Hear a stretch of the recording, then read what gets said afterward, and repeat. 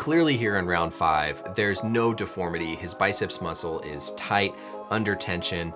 Doesn't look in any way like he could have actually torn his biceps in the second or third round, because here in round 5, his biceps muscle belly is not deformed. It looks nice and taut. Welcome back, everybody. I'm Dr. Brian Sutterer, and this is your #1 source for learning about the unique medical side of the world of sports. Right off the bat, I'm a little suspicious about this actually being a torn biceps, based on looking at the footage and kind of how the biceps muscle can get torn. But in this video, we'll break down this arm injury here and kind of go over the anatomy and what I think might have happened. As always, if you enjoy learning about this unique side of sports, please consider subscribing and be sure and follow me on Twitter for more real-time breakdowns and analysis, and let's get started. Right off the bat, post-fight interview, of course, we can see that Smith's left arm is just massively swollen here, kind of in the mid portion of his upper arm or where the humerus is. And just compared to his right arm, I mean, really it's not even just his upper arm that's swollen, really all the way down into his forearm was big as well. This bulge that we saw here after the fight, of course, raised concern about a possible biceps rupture. And then Eddie Hearn said in the post-fight interview that he thought that Callum had torn his biceps possibly in the second or third round. The doctors had looked at it, thought maybe torn biceps, torn triceps, but no final diagnosis. First off, this question about if he tore his biceps during the second or third round. In this photo, we can see that it was taken during the 5th round. And if you look here on Callum Smith's left arm, you can see he's got a very clearly defined muscle belly for his biceps. So I'm not saying he didn't tear the biceps later on, but clearly here in round 5, there's no deformity. His biceps muscle is tight, under tension. Doesn't look in any way like he could have actually torn his biceps in the second or third round, because here in round 5, his biceps muscle belly is not deformed. It looks nice and taut. If I didn't hear anything else and was just looking at the fight and looking at the photos, my guess would be that he had a bad hematoma around the triceps muscle, not necessarily a torn tendon. This is a still image from the 8th round. You can see we've got a nice contour of Smith's deltoid muscle, and it really doesn't look like he's got much in the way of swelling over that area where we eventually saw the swelling at the end of the fight here. We're seeing a little bit of his triceps muscle belly here, but again, doesn't really look like there's any big hematoma, big bruising here yet at this point at the end of round 8. Similarly, this is in round 9 now. Again, left side, we see nice deltoid contour. Don't really see a lot of that swelling yet in the outside of his arm. This is another shot there from round 9 where again, we can see there's really not a lot of swelling that we see there on the outside of Callum Smith's arm in this position. Now, round 10 is where I think Smith really started to take the brunt of the damage to his left arm that caused some of this to occur. We can see here now we're starting to see a little bit of that swelling. We're starting to see some of that hematoma formation here on the outside of his arm towards the end of round 10. Now here in round 11, we can get a really clear view of where some of this swelling is really now starting to form. But the key thing here, even though this looks like a possible kind of Popeye deformity from a biceps rupture, this is really on the side of his arm. And as we'll look at with our anatomy, the biceps muscle is on the front. You can even tell based on the fact that his thumb is kind of pointed upwards here, this is on the side of his arm. This is not really the typical pattern where we'd see that deformity from the biceps muscle rupturing. In round 12 here, Canelo caught him with this really hard right up to the outside of Smith's left arm where all that swelling was previously at.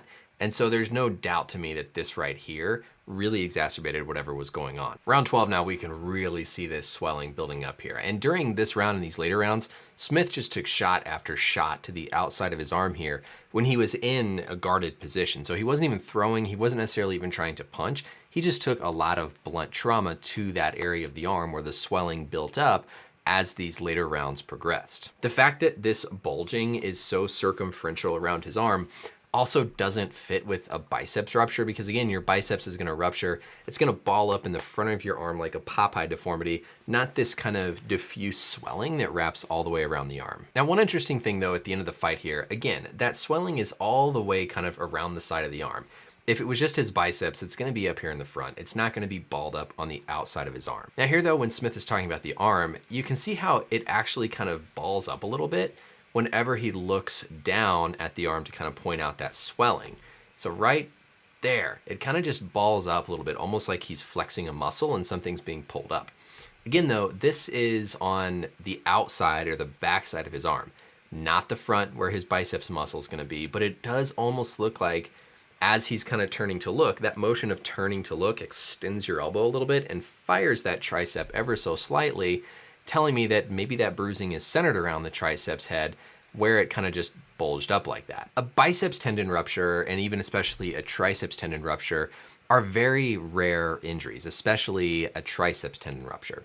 Bicep tendons, they rupture, yeah, it's usually up by the shoulder, like we'll look at here in a second. These muscles usually rupture when they're stretched with an eccentric load, meaning you're firing the muscle, but the muscle is lengthening. For the biceps, that means I'm holding something out here to the side, I lower it down slowly, the biceps lengthens, and that lengthening load, eccentric, is usually when the rupture occurs.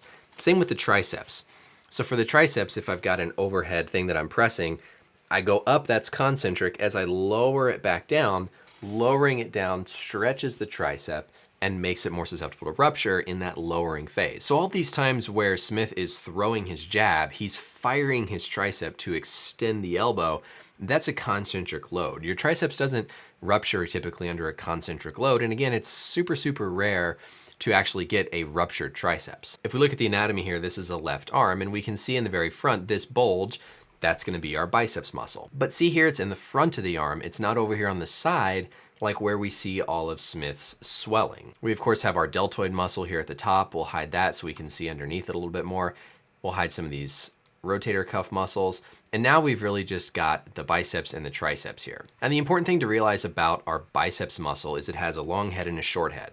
The long head of the biceps tendon is this big long tendon here that goes up into the shoulder joint and is typically where a rupture is going to occur, if at all. The short head runs up here and inserts on this bump of the scapula called the coracoid process, and then they both come down together to insert out on the radius. If your biceps is gonna rupture, it's much more likely to rupture up here at its proximal location as opposed to down by the elbow. Now, if we swing around to the back of the arm, now we have our triceps. Of course, triceps 3, so there's 3 muscle heads. We first on the inside have the long head of the triceps. We then have the lateral head of the triceps. And then we have the medial or middle head of the triceps down here in between them. And then our triceps tendon is this tendon that inserts onto the olecranon process of the ulna, which is that bump in the back of your elbow. If one of these two tendons is torn, just based on where the swelling is, I would say it's more likely triceps. But again, that's such a rare injury, and this would not be a typical pattern at all. To me, just looking at all this, what I think is most likely is that he just had repetitive trauma from Alvarez hitting the lateral portion of his arm, causing bruising, particularly hematoma formation in that lateral head of his triceps, that then gave it this appearance here on external. If he had completely ruptured his triceps tendon, I don't think he would have been able to throw that jab to extend his arm out because that's all your triceps firing, and he really didn't seem to even lose a step with it as the rounds progressed. I'd have thought it would at least be slow. He wouldn't throw it as much if this had been completely torn. Now you can tear your biceps tendon and still have nearly full functional capacity, but again, the swelling pattern to me doesn't really fit as much with a biceps tendon rupture. Not saying that either of these are impossible, but I think just what's most likely, we've got to think about more likely hematoma, bruising to these muscles, even a muscle that sits deep to the biceps here called the brachialis that sits right on top of your humerus.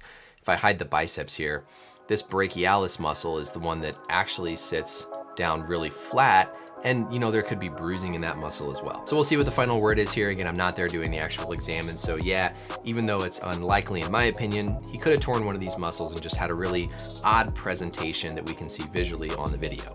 But hopefully this gives you a little bit more sense of kind of how some of these different injuries look, different things to think about, mechanisms, and so on. Hope you guys enjoyed this and learned something in the video. Let me know any questions or comments down below. And until next time, we'll see you later. Bye.